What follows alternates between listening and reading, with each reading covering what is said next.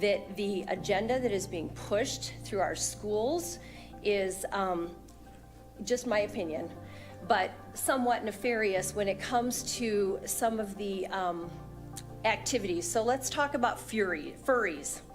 Tonight, parents are on alert in Antelope over a group of costumed characters spotted at a children's playground. And now schools are wanting to put litter boxes in the schools. We've learned there have been reports at Nebo Middle School that students are getting mistreated over this topic. A lot of people don't really know what they are, so the only chance that they get a glimpse of this fandom is through the news. So when they see it talked about in a negative way, then people see it as a negative thing. The reason why so many people have a negative perception of furries is because the only thing they've ever seen about furries is that one CSI episode. Most of the things that I've seen, it's been mostly negative. I know there was one school in Oklahoma, I believe. There was a thing going around where they're going to call animal control on people if they dressed up as furries. And what are you supposed to be dressed up as here? Well, currently I'm a raccoon.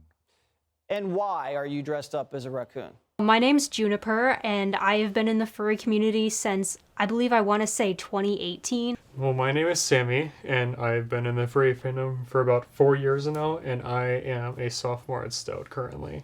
I was on YouTube, and I'm sure lots of people probably know this person, but the artist Vivzy-Pop. I found her animation to the song Die Young by Kesha, which has her furry adjacent anthropomorphic animal characters just dancing around, and I was like, oh my god, what is this? This is amazing. I love this. I want to make characters like this. And it was just a downhill spiral from there. I eventually at some point I started seeing fursuits online as well, and I remember specifically the first time I saw a digigrade fursuit, which is the type of fursuit that has padded legs that make it look like an animal. It just blew my mind. I was like, what is this? I'm obsessed. I love it. When I was in high school, I started seeing them pop up more online, and then it just kind of spiraled down from there. It just seems really interesting, and it was just something that I was kind of fascinated about for a while. After discovering there was this whole world of art and costuming and performing and all these cool things, I mean, my next thought was just, I want to be a part of this. I was already an artist at that point. I had really only drawn human characters up till that point. So I was like, screw it, let's learn how to draw furries now. I know there are many people that started out disliking furries, and as they've learned more about it, they've become more accepting and then even a part of the community. But I don't know, I feel from the very first moment that I was introduced to what a furry is, I was like, that's cool, not really for me, but it's cool. And then, what do you know, it was for me. I think it's a really open and accepting group of people that I really vibe with. I just think it's really interesting seeing all the creative things people do in it. For me personally, it's honestly just a community of artists and people that love art. Yeah, so this is my persona. They are a Alaska Malamute, and I've had it for about 4 years now. This is Jay. They are a striped hyena. I guess they're kind of punk adjacent. They got a nose ring, they got gauges, we're matching. So I ended up making this myself over the course of a few years, and it took me until last year to finish it. I'd say it definitely helps with your self-expression and stuff like that in the fandom, but a lot since most of the community is online, it's not 100% required, but it is really fun having your own suit. I mean, furries are kind of known for their fursuits, but you don't need a fursuit to be a furry. Lots of people want them, and it is a luxury item. They're very expensive, which means not everybody is able to have one. For me personally, I really love my suit because I made it myself. I make my fursuits out of craft foam, which is a pretty standard method. Some people also 3D print them. They cast them out of resin. But when you're working in foam, I use the bucket head method, which is literally just you make a bucket out of foam, you put it on your head, and from there you build up the shapes, you add foam, you carve it down until you have your foam base, and from there you tape it up, which creates a pattern. You use that pattern to fur it.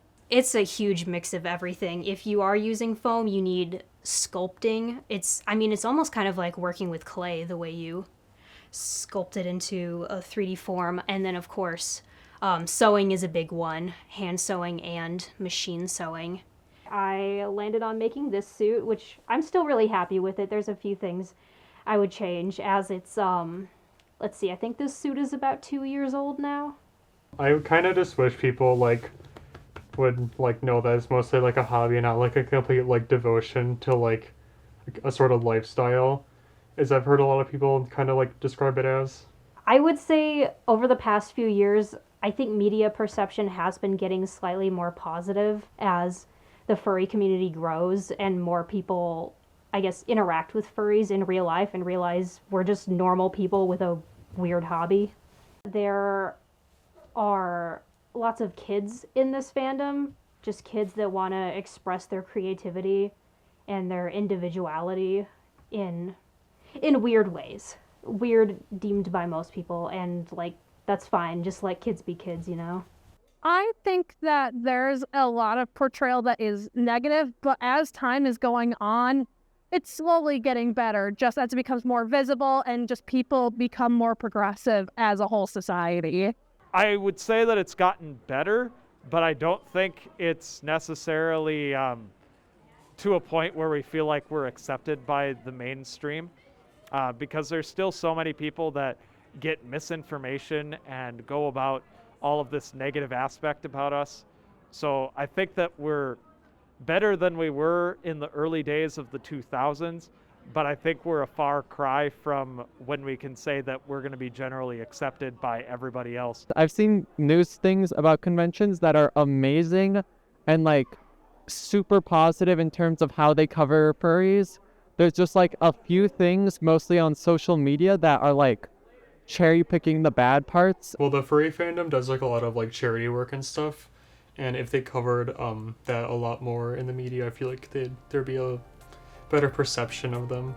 This year, Anthrocon's fundraising broke records, raising a whopping $100,000 during fun events and multiple charity auctions. You were telling me just about the impact that this has on our area. I mean, you guys are bringing in a lot of business to support the city. We'd like to think so. We've been told by Visit Pittsburgh that since 2006, Anthrocon is responsible for depositing over $80 million into the Pittsburgh economy. If you talk to us, you'll realize we're just normal people. I mean, we have jobs, we have hobbies outside of the fandom. I mean, at least I hope you do.